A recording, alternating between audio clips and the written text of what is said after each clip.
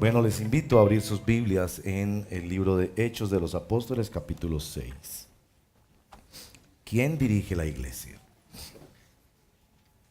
En la liturgia, en la adoración de la iglesia del día de hoy, estuvimos leyendo en el capítulo 2, 4 capítulos más adelante, es la página 1023 para los que usan Biblias que ponemos a disposición para el servicio mientras estamos aquí en la congregación. Hechos capítulo 6, dice así la palabra del Señor. Hechos capítulo 6. O encienda la Biblia en su dispositivo, en la Nueva Versión Internacional, capítulo 6 del libro de Hechos. En aquellos días, al aumentar el número de los discípulos, se quejaron los judíos de habla griega contra los judíos de habla aramea, de que sus viudas eran desatendidas en la distribución diaria de los alimentos. Si usted quiere saber dónde nacieron los comedores comunitarios, he ahí la referencia histórica. La misma iglesia primera, después de que nuestro Señor resucitó y ascendió, abrió un servicio de alimentación para los necesitados. Verso 2. Así que los 12 reunieron a toda la comunidad de discípulos y les dijeron: no está bien. No está bien que nosotros los apóstoles descuidemos el ministerio de la palabra de Dios para servir a las mesas. Hermanos, escojan entre ustedes a 7 hombres de buena reputación, llenos del Espíritu Santo y de sabiduría, para encargarles esta responsabilidad. Así, nosotros nos dedicaremos de lleno a la oración y al ministerio de la palabra. Verso 5. Esta propuesta agradó a toda la asamblea.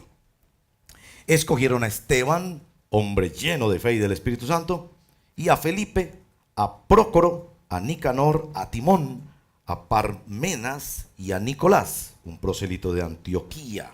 No de Antioquía, sino de Antioquía. Los presentaron a los apóstoles, quienes oraron, les impusieron las manos. Y la palabra de Dios se difundía. 2 puntos. ¿Cómo se difundía?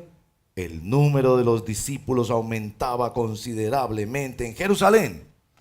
E incluso muchos de los sacerdotes obedecían a la fe. Esta es la palabra del Señor y les exhorto que la recibamos como ella es, palabra de Dios. Oremos. Señor, gracias por esta narración, la crónica del servicio a los pobres, a los necesitados por parte de tu iglesia, la crónica de cómo tu iglesia resuelve problemas, la crónica de cómo se levanta el pueblo de Dios para servir. Al final de este texto, Señor, tú nos dices que estos sacerdotes obedecían a la fe. Nuestra fe necesita dimensiones de obediencia. No basta con cantar, no basta con decir yo sé, no basta con decir yo tuve experiencias extraordinarias. Tú nos llamas a obedecer al hecho mismo de la fe. Tú estás con nosotros, nos has perdonado, caminas con tu pueblo, nos cuidas, nos defiendes, nos guardas, nos aseguras para la eternidad. Ayúdanos a vivir en la obediencia de la fe, a caminar por fe, no por vista, a la luz de tu santa palabra, que es la que nos trae y siembra en nuestro corazón la verdadera fe.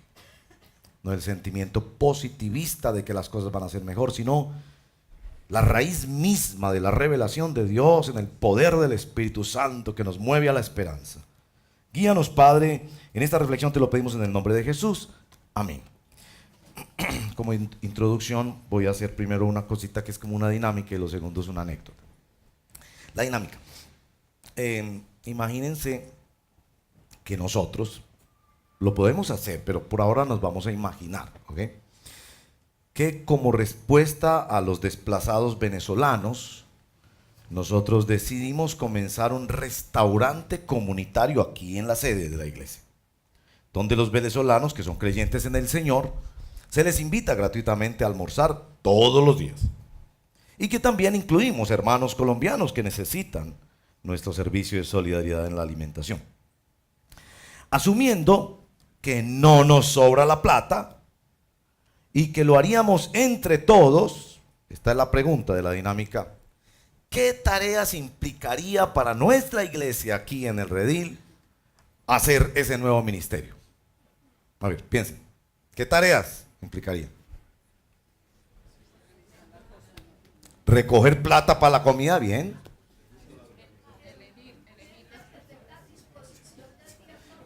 Gente que diga, yo puedo dar 1 hora, yo puedo dar 3 horas, yo puedo dar un día, yo descanso tal día, en fin, gente para servir.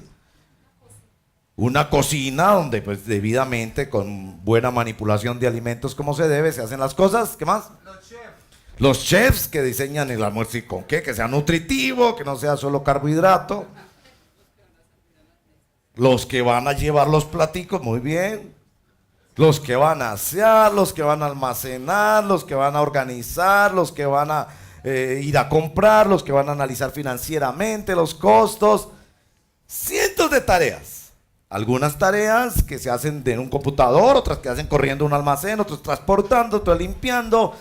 También habría tareas de hablar con las personas, porque esas personas no solo tienen el estómago vacío, tienen también su corazón llenos de tristezas. Habría que hablar con ellos, escucharlos y compartir y decirles, yo soy amigo, ¿puedo orar por ti? También habría gente que oraría por ellos, ¿verdad? Toda una tarea llena de tareas. Ahora, esta es la pregunta: ¿cuál de esas cosas harías tú? Porque cada uno diría, yo puedo colaborar con esto. Tengo media hora, tengo 1 hora, o no puedo venir hasta aquí, pero desde la casa yo puedo coordinar el transporte o llamar, o tengo unos amigos que tienen unos almacenes y podríamos conseguir donaciones. ¿Qué podrías hacer tú? Bueno, a mí me gusta el aseo, yo trabajar aseando, me gusta ver todo organizado y es una gran contribución. Yo puedo transportar o sentarme en la mesa, escucharlos mientras van comiendo, comer con ellos, estar con ellos. ¿Qué tarea escogerías tú? ¿Ya la escogió? No me la pueden decir porque somos muchos padres, pero ya la escogió.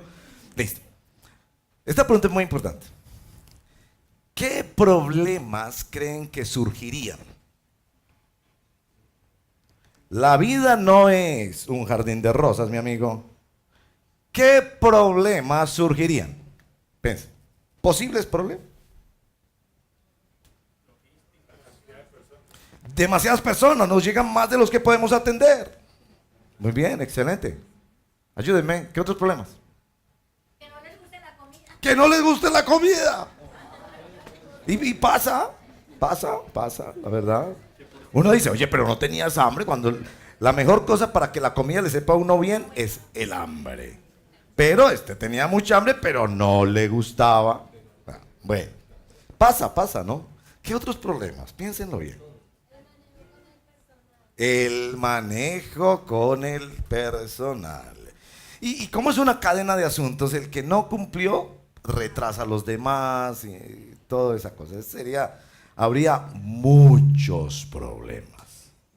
Problemas relacionales seguramente. ¿Usted por qué no llegó a la hora?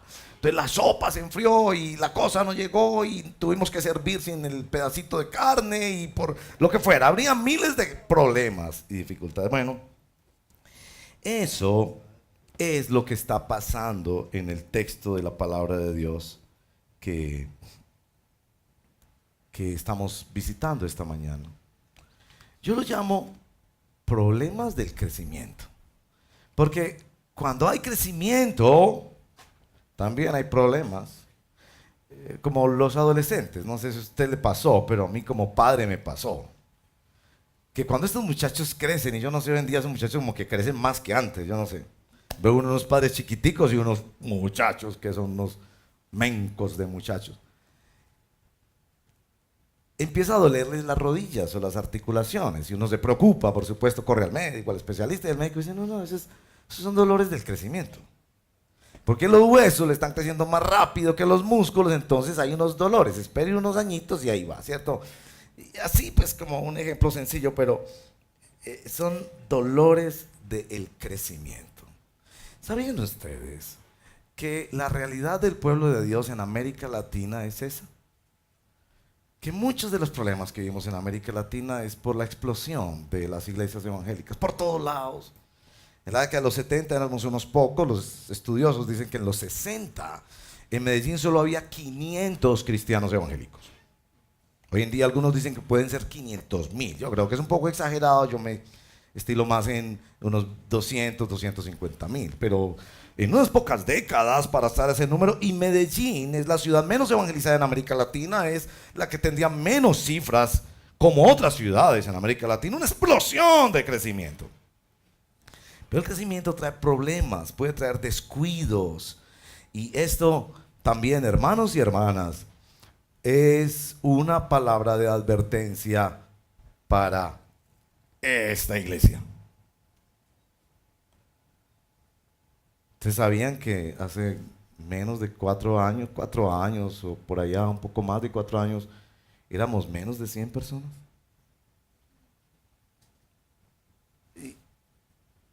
Y esto tiene que decirnos algo el Señor. Ahora, ¿cómo nos lo va a decir el Señor? El Señor nos lo va a decir a través de una narración inspirada por el Espíritu Santo.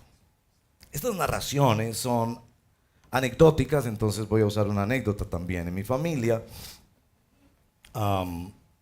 hay varias anécdotas de mi abuelo. Mi abuelo fue un caficultor del suroeste antioqueño, que murió a los 98 años. Yo espero tener más o menos ese tiempito. Eso le pido yo al Señor. Yo sé que algunos dicen, ay, no, tanto no, pero pues yo le pido al Señor. Mi abuelo murió a los 98 años. Bueno, de mi abuelo se cuentan varias historias. Una de ellas es que él se enfermó muchísimo, muy grave, unos días después de que él había hecho un acuerdo con un amigo. Vamos a hacer una sociedad y ponemos un granero en el pueblo.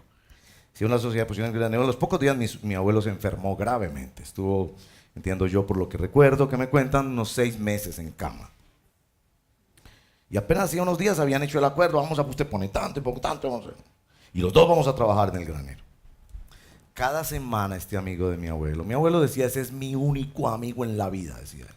Cada semana este amigo le llevaba el producido del granero. Mi abuelo decía, yo no he trabajado nada, yo estoy enfermo en la cama. Hicimos un acuerdo. Y al final de los 6 meses, cuando mi abuelo regresó, tenía un sobre con una cantidad de dinero. Dijo, esto es lo que representa las ganancias de estos 6 meses. Esa historia en mi familia es una historia que impacta enormemente. Por todos estos temas de cuando uno empeña la palabra. Cuando uno ha de ser solidario con un amigo, es un verdadero amigo. Uno no cambia de parecer que porque las circunstancias están malas. Entonces eso nos ha afectado mucho a nosotros.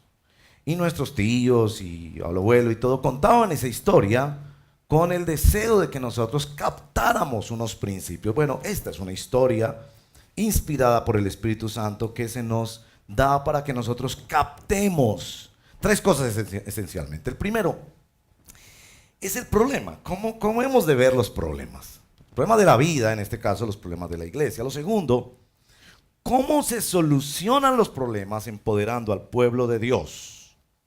Liberando al pueblo de Dios para el servicio. Problema, solución. Y lo tercero es, ¿cuáles son las repercusiones que hemos de esperar cuando entendemos bien un problema y enfrentamos bien un problema en la vida? Esto le va a servir a usted en su vida personal, esté atento, pero nos va a servir mucho como iglesia. En primer lugar, entender bien el problema, entender el problema a profundidad. En el verso 2 del texto que hemos leído, los apóstoles, los 12, que operaban como los pastores de la iglesia, era una iglesia que nos dicen los capítulos anteriores, fue de 3,000, después 5,000, era 5,000 o más, algunos calculan mucho más porque se contaban solo los hombres. Iglesia multitudinaria. Dicen, no está bien. ¿Qué era lo que no estaba bien? Bueno, vamos a analizar un poquito el problema. El problema aquí no era un problema logístico. Uno ve claramente que por el análisis que ellos hacen, ellos dicen, no, entonces pongamos más mesas, traigamos más gente, proveyamos más dinero. Si no probamos más dinero, si no demos un análisis más claro a este problema. El texto nos ayuda a ver que hay escenas y momentos que no se describen ahí donde ellos analizaron aquí qué está pasando. Era un crecimiento que estaba trayendo inequidad, sin duda. En el verso 1 hay quejas. Las viudas de los griegos estaban siendo desatendidas frente a las de los judíos hebreos o que hablaban arameo. Y un problema lingüístico también. La ciudad se llenaba de turistas y el Pentecostés trajo mucho más gente, hubo gente que se quedó. Las viudas, en una sociedad donde no había sistema pensional y las mujeres no salían por ahí a buscar trabajo, eran la población más vulnerable de toda la sociedad. Y había inequidad. Sí, lindo que tengan un restaurante, pero no podemos aceptar que haya inequidad en el trato de unos frente a otros. Y por ahí ya uno empieza a analizar como unos principios para la vida de la iglesia, para el movimiento de la obra de Dios. Pero hay que cavar un poco más. El problema no era solo esos asuntos, porque si no ellos hubieran dicho, denle consejería a las viudas, y seguramente se les dio, o denle consejería a los que están atendiendo para que no hagan estas distinciones. Seguramente también se les dio, pero había algo más de fondo. El problema tenía que ver con la vocación de los pastores y con la vocación misma del pueblo de Dios. Con respecto a la vocación de los pastores, pues ellos lo dejan claro. No está bien que nosotros, verso 2, descuidemos el ministerio de la palabra de Dios para servir a las mesas. No es que no era digno y hermoso servir a las mesas, pero ellos habían sido llamados a enseñar la Biblia y ayudar al pueblo a clamar con la Biblia en la mano en oración a Dios. También había otro problema, y era que el pueblo de Dios no estaba participando suficientemente. Estaban dejando a los pastores hacer cosas que todos estaban llamados a hacer. Esto, en términos técnicos, para quienes les gusta investigar más sobre esto, esto es lo que en la historia hemos criticado los protestantes en particular, como el clericalismo. Es decir, la palabra de Dios y la oración eran amenazadas porque el pueblo de Dios no estaba predicando adecuadamente. ¿Por qué era tan importante en esta decisión proteger la predicación de la Biblia y la oración? Pues porque eso es el movimiento de la vida cristiana. Me encanta esa ilustración. ¿Cómo entendemos el discipulado? Inhalamos palabra de Dios, exhalamos oración. Es el movimiento respiratorio del crecimiento cristiano.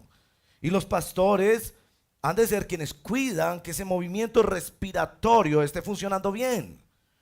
Que la palabra de Dios esté siendo dada en una dieta balanceada al pueblo de Dios en diferentes formas, no solo desde este púlpito, sino también en la EBI, en los cursos en semana, en los discipulados, en la consejería bíblica, en la escuela de los niños, tantas cosas. También porque eso haría que la iglesia se desvíe a ser una ONG social, o que los pastores se conviertan en gerentes, organizadores de eventos, académicos que sencillamente enseñan desde un púlpito, o solamente activistas sociales. Ellos deberían vigilar que la palabra de Dios descendiera al pueblo, fuera enseñada, y que ellos vivieran en la palabra de Dios y que aprendieran a adorar y a orar a Dios, poniendo su vida delante de Él. Sobre todo es porque se trataba de proteger el evangelio. Es por la palabra de Dios que sabemos que Jesucristo ya lo hizo. Es la palabra de gracia. Es la palabra que nos lleva a la oración. Es la palabra que te dice, estás condenado, pero es la palabra que te dice, hay esperanza en Cristo, y que te llama a que vengas en oración, en arrepentimiento y en fe. Ese binomio de palabra de Dios y oración que debe ser cuidado por los pastores. Y ellos vieron eso amenazado, entonces convocan a la iglesia. El problema era más que un asunto relacional, que por asuntos culturales se diferencia. Eso estaba ahí. O que hubiera murmuraciones y quejas, eso estaba ahí. O que hubiera falta de organización, eso estaba ahí. Pero hay algo más grande. Y me hace pensar mucho que una de nuestras responsabilidades como siervos de Dios es cavar más hondo para entender qué es lo que está pasando. Eso implica horas de estudio, de análisis, de oración, de lectura de las escrituras, de lectura de los tiempos. Los apóstoles entendieron bien qué estaba pasando y le dijeron a la congregación, verso 2, no está bien. Bueno, ese es el problema. Ahora la solución. Ellos emprenden una solución a profundidad. Lo que más me interesa que pensemos en esta solución es el equilibrio. El equilibrio de que hay igualdad entre los pastores y los miembros del cuerpo de Cristo. Esto quisiera tomar mucho tiempo para decirlo, pero yo encuentro que es muy, muy importante. Porque lo que hemos criticado en el clericalismo es decir que los pastores están más cerca de Dios, que la oración de un pastor vale más que la oración de otra persona, o que los pastores son para unos privilegios que otros no tienen, que si usted ofende a un hermano en la fe, pida perdón y eso, pero si ofende a un pastor. No, los pastores somos hermanos en la fe como todos, y eso está claro en la solución que ellos plantean. Escojan entre ustedes. Aquí hay un ministerio igualmente legítimo, pero no es el nuestro. Así que la diferencia entre pastores y miembros de iglesia es una diferencia funcional, es una diferencia de oficio, de una responsabilidad que Dios le dio, no una diferencia de dignidad o de cualidad como hermanos en Cristo. No permite que los creyentes de una iglesia sean tratados como borregos o consumistas de un producto espiritual. Ni tampoco nos permite que los pastores sean tratados con servilismo, como que los pastores están en las posiciones superiores o están para que nosotros les demos órdenes o para que ellos hagan funcionar la iglesia. No, es tarea de todos, pero son diferentes funciones. Por eso los pastores de esta iglesia presentan en primer lugar un perfil, en segundo lugar una propuesta. ¿Por qué presentan un perfil? Porque ellos son los que enseñan la palabra de Dios. Ellos pueden indicar qué cosas debe tener la persona para ejercer cierto servicio u otro, ya sea en materia de carácter, de dones o de experiencia. Y precisamente en esas tres dimensiones, buena reputación, le dice en el verso 3, llenos del Espíritu Santo, y tercero, llenos de sabiduría. Ponga atención en estas características porque, como les diré más adelante, todos podemos tener esas características. En un sentido, lo que está diciendo es que en la iglesia hay unas personas que capacitan al pueblo de Dios en la palabra y en la oración y que los guían con esas dos herramientas de la gracia de Dios, y que todos los demás son diáconos. Miren estas características. Buena reputación. La interpretación que he podido hacer de este término es buen testimonio de los de afuera, que aparece en las otras descripciones del diaconado en 1 Timoteo capítulo 3. Que la gente de afuera diga, esa persona es diferente. Y es diferente moralmente, es diferente socialmente. No sencillamente porque es un aleluya que habla mucho de milagros. La gente habla bien de él. Segunda característica, llenos del Espíritu Santo. Esto es lo que he podido entender que en el libro de Hechos se refiere a ser lleno del Espíritu Santo. En primer lugar es ser convertido. Es decir, llegó el Espíritu Santo a esa persona. Esa persona vive la vida con dos espíritus. Su espíritu, por ser creación de Dios, ser humano, diferente del resto de la creación, y en una relación intensa y personal con Dios, el Espíritu Santo. En el libro de Hechos, particularmente, la llenura del Espíritu Santo tiene que ver con dependencia del Espíritu Santo. Yo sé que muchos han asociado la llenura del Espíritu Santo con manifestaciones, dones y eso, y no lo descarto, pero en el libro de Hechos es esencialmente dependencia de Dios el Espíritu Santo para lo que Él quiere hacer, y en algunos casos era hacer milagros, en otro era resistir la persecución, mi amigo. En tercer lugar, llenos de sabiduría, y lo que he podido indagar sobre esto es muy cercano a la sabiduría de los libros poéticos en la Biblia, Proverbios, Salmos. Es una vida sabia. Es una persona que toma buenas decisiones.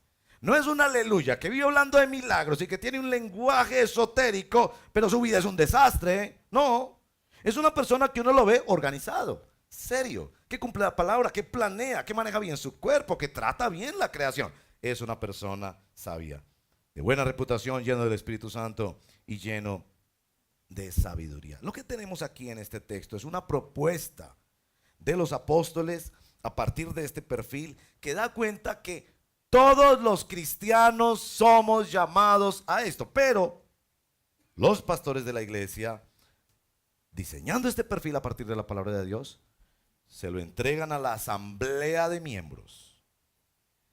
Le dicen, escojan entre ustedes. Esto, que no puedo ahondar mucho en esto en esta ocasión, pero esto es puro congregacionalismo. Este texto es bautista, si me quieren copiar de manera más rápida. Es decir, hay un liderazgo que nos enseña la palabra de Dios, pero es el pueblo de Dios el que decide. Escojan entre sus miembros personas que pueden servir. No permite el modelo de iglesia donde el pastor es el que lo decide todo. Es cierto, yo sé que al pastor se le pueden delegar funciones. Por ejemplo, la asamblea me ha delegado a mí escoger qué temas ordeno para la predicación y el calendario de predicación de la iglesia, ¿verdad? A veces consulto, a veces escucho, le pregunto a hermanos, pero finalmente me han delegado esa responsabilidad. Pero es la asamblea la que delega, y en este caso debería escoger 7 hombres con ese perfil para entregarles este ministerio. Esos 7 hombres podrían ser cualquiera de los hermanos de la congregación. Muy posiblemente escogieron las personas más cercanas culturalmente a estas viudas que estaban siendo desatendidas. Y aquí hay otra doctrina esencial de la que les hablaré más adelante un poco más en otras ocasiones, pero me encanta hablar de este tema y siempre peco en excederme en el tiempo. Y es la doctrina que en la Reforma Protestante del siglo XVI se empezó a llamar la doctrina del sacerdocio universal de todos los cristianos, apoyado en 1 de Pedro capítulo 2. El sacerdocio universal de todos los cristianos. En otras palabras, que todos los cristianos somos ministros de Jesucristo. No que todos los cristianos somos pastores, somos llamados a ser pastores, no, pero que todos los cristianos tienen dones espirituales y son llamados a ejercer esos dones para la gloria de Dios en la iglesia, pero también desde la iglesia en el mundo. En este caso era un grupo de personas que iban a servir en unas tareas que no eran tan cúlticas, no eran tan de enseñanza en principio, pero que implicaban administración de recursos, obra humanitaria, el sacerdocio de todos los cristianos, porque escojan entre ustedes, quiere decir, todos deberían buscar esas cualificaciones. Mi hermano y mi hermana, Dios te está llamando a ser diácono y a ser diaconisa. No te es permitido hacerte a un lado y decir, no, es que yo no tengo ese don. No, no, Dios te está llamando. Aquí en la asamblea no sabemos cómo fue esa asamblea, pero posiblemente se pudo preguntar, ¿quiénes se postulan? Y ya los apóstoles podrían mirar si esta persona cualificaba en ese perfil o no. Los hermanos mismos podrían mirar si cualificaba en el perfil descrito o no. Una tremenda propuesta congregacionalista que afirmaba el sacerdocio universal de todos los cristianos. Esa doctrina cuestionó muchísimo a la Iglesia Católica en la Edad Media y todavía hoy en día, porque no hay celebración si no hay un cura. Pero con esta doctrina se dice, no, para que haya celebración necesitamos solo un cristiano. No hay unas personas, no es que no puede funcionar el cuerpo de Cristo si no hay tal y tal función, no. Donde haya un cristiano, habrá un diácono, habrá un siervo de Dios, habrá un ministro del Señor Jesucristo. Y por eso Dios te llama a que construyas en tu vida estas cualidades para ofrecerte al servicio de Dios en el contexto de la iglesia. En tercer lugar, la repercusión, el resultado de esta experiencia. Y en el verso 7 es un resultado hermoso, es realmente un verso que me parece que es como un punto de pivote en todo el libro de Hechos. Yo sé que generalmente cuando uno piensa en el libro de Hechos, piensa en capítulo 2, cuando llega el Espíritu Santo a establecer la iglesia, de decir, la iglesia no se puede mover si no es en el poder del Espíritu Santo. Gloria a Dios por el capítulo 2. Pero este verso 7, y la palabra de Dios se difundía. Ahora, el traductor de la Nueva Versión Internacional nos ha hecho un favor para entender el texto. Los traductores siempre son intérpretes. Al poner esos 2 puntos, porque otras traducciones no ponen esos 2 puntos. La palabra de Dios se difundía, 2 puntos. Es decir, ¿cómo se difundía la palabra de Dios? Páginas de internet, tratados entregados a todo el mundo, letreros en la calle. No. Él va a explicar cómo se difundía la palabra de Dios. Y hay 3 elementos aquí en la difusión de la palabra de Dios que son maravillosos. Los 2 primeros son muy evidentes, el tercero lo ven en el texto que sigue. Primero, el número de los discípulos aumentaba considerablemente en Jerusalén. Yo quiero mencionar eso, el número de discípulos, no de usuarios de la iglesia, no de participantes en eventos, no de gente que venía a vivir momentos especiales, no el número de receptores de milagros o de interesados, el número de discípulos. Esto debemos comentarlo porque hace eco de la experiencia de los seguidores del Señor. Ustedes recordarán que en la vida del Señor, en la vida, digamos, pública, en el ministerio público del Señor, cuando caminaba por las calles de Palestina, de Judea, de Jerusalén, con sus discípulos en todas aquellas aldeas cercanas, en Galilea, nuestro Señor fue seguido por multitudes. Recuerden que en 2 ocasiones alimentó miles y miles de personas. Y la gente lo aclamaba. Hosana, dijeron cuando entró en Jerusalén. Pero en el aposento alto, después de la sacudida de una primera manifestación de intenciones claras de persecución contra esta naciente iglesia, eran solo 120. Es como el sentimiento que tiene el escritor. Discípulos. No gente que clama y levanta las manos y vive experiencias esotéricas, no. Discípulos, gente que camina, que sigue, que obedece, que aprende en la práctica del Señor Jesús. Ahora el texto nos dice que un segundo efecto era la conversión de los sacerdotes. Vamos a comentar mucho sobre los sacerdotes en el primer siglo. Estuve leyendo sobre esto porque es apasionante el asunto. Cómo funcionaba el templo en los tiempos de Jesús y de la primera iglesia. Era un templo que era un atractivo turístico, que se llenaba en varios momentos del año de miles y miles de personas. Los sacerdotes tenían diferentes oficios, hasta castas, habían ciertos privilegiados, la familia del sumo sacerdote en particular, pero ellos se ocupaban del templo. Escuche esto, los sacerdotes eran los diáconos del templo. Ellos atendían a la gente, ellos limpiaban, ellos hacían los sacrificios, ellos mantenían las lámparas encendidas, ellos cantaban también, ellos hablaban con la gente, ellos decían sí o no, este sacrificio está adecuado con respecto al libro de Levítico o no. Ellos eran los diáconos, ¿sí?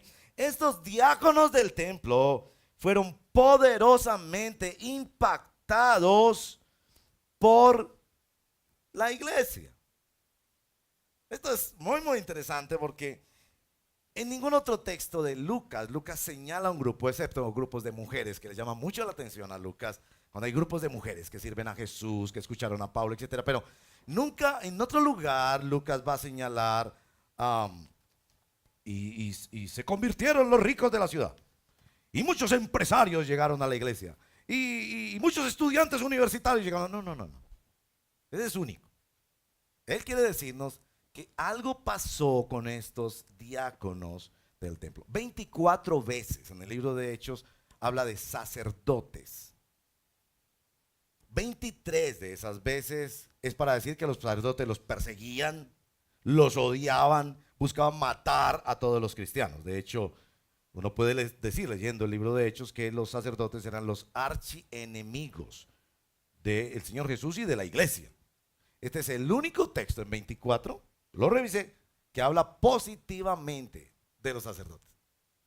Para darnos este dato, que los sacerdotes obedecían a la fe. ¿Qué fue lo que ellos vieron? No ocurre después de una gran predicación, como en el caso de Pentecostés, por ejemplo, o algunos de los episodios. No fue que ellos les fue predicado el evangelio, sino que vieron el evangelio. ¿Qué cosas vieron en el comportamiento de la iglesia? Yo lo llamo acción y reacción. Primero, vieron que la iglesia amaba a los pobres. Entre otras cosas, dicen los historiadores que para esta época los sacerdotes estaban tan divididos entre las diferentes castas y oficios del templo que estaban descuidando la atención a las viudas. Y las viudas son un personaje muy importante en la Biblia. Podríamos mencionar muchos casos de viudas, pero sobre todo recordar que el pueblo de Dios es visto por el Señor en el profeta Isaías como una viuda. Estos sacerdotes seguramente tenían el anhelo de ver que había verdaderos siervos de Dios que se ocupaban de los que necesitaban y no eran como aquellos pastores que solo tratan en la iglesia a las personas que les pueden dar prestigio, que les pueden dar dinero, que les pueden dar roce social. Ellos vieron gracia. Vieron gracia en la acción de la iglesia, pero vieron también gracia en la reacción de la iglesia. ¿Cómo es que esta iglesia maneja los problemas? Evidentemente los manejaban con la gracia del Señor. La gracia del Señor se manifiesta en este texto, especialmente en el caso de dos de esos diáconos, Esteban y Felipe. Esteban, ustedes lo seguirán leyendo después, el primer mártir de la iglesia. Lo que quiero decir básicamente, por razones de tiempo, es: este diácono no fue limitado en su ministerio. A usted lo escogieron fue para servir en las mesas. No. Usted es un siervo de Dios.